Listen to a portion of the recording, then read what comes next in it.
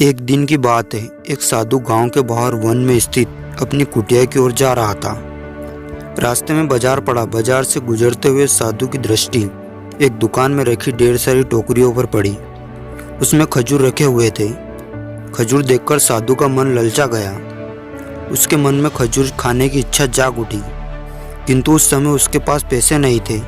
उसने अपनी सारी इच्छा पर नियंत्रण रखा और कुटिया चला गया। कुटिया पहुंचने के बाद भी खजूर का विचार साधु के मन से नहीं निकल पाया। वहाँ उसी के बारे में ही सोचता रहा। रात में वह ठीक से सो भी नहीं पाया।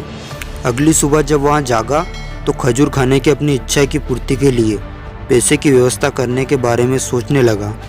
सूखी लकड़ियाँ बेचकर खजूर खरीदने लायक पैसों की व्यवस्था अवश्य हो जाएगी। यहाँ सोचकर वह जंगल में गया और सूखी लकड़ियाँ बीनने लगा। काफ़ी लकड़ियाँ एकत्रित करने लेने के बाद उसने उसका गट्ठर बनाया और उसे अपने कंधों पर लादकर बाजार की ओर चल पड़ा।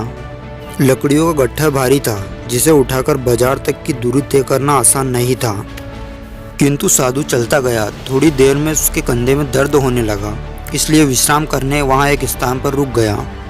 थोड़ी देर विश्राम कर वहाँ पुनः लकड़ियाँ उठाकर चलने लगा।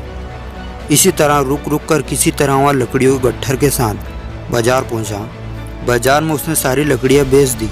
अब उसके पास इतने पैसे इकट्ठे हो गए जिससे वहाँ खजूर खरीद सके। वहाँ बहुत प्रसन्न हुआ और खजूर की दुकान में पहुँचा। सारे पैसों से उसने खजूर खरीद लिए और वापस अपनी कुटिया की ओर चल पड़ा। कुटिया की ओर जाते जाते उसके मन में विचार आया कि आज मुझे खजूर खाने की इच्छा हुई, हो सकता है कल किसी और वस्तु की इच्छा हो जाए। कभी नए वस्त्रों की इच्छा जाग जाएगी, तो कभी अच्छे घर की, कभी स्त्री और बच्चों की, तो कभी धन की। मैं तो साधु व्यक्ति हूँ, इस तरह से तो मैं इच्छाओं का दास बन जाऊँगा। यह विचार आते ही साधु ने खजूर खाने का विचार त्याग दिया। उस समय उसके पास से एक गरीब व्यक्ति गुजर रहा था। साधु ने उसे बुलाया और सारे खजूर उसे दे दिए। इस तरह उसने स्वयं को इच्छाओं का दास बनने से बचा लिया। इस कहानी से हमें यहाँ शिक्षा मिलती है कि यदि हम अपनी हर इच्छाओं के आगे हार जाएंगे तो सदा के लिए अपनी इच्छाओं के दास बन जाएंगे। मन चंचल होता है, उसमें रह रहकर इच्छाएं उत्पन्न होती रहती हैं, जो उचित भी हो सकती है और अनुचित भी। ऐसे में इच्छाओं पर नियंत्रण रखना आवश्यक है। सोच विचार कर इच्छाओं के आकलन के उपरांत ही उनकी पूर्ति के लिए कदम बढ़ाना चाहिए, तभी जीवन में सफलता प्राप्त होगी।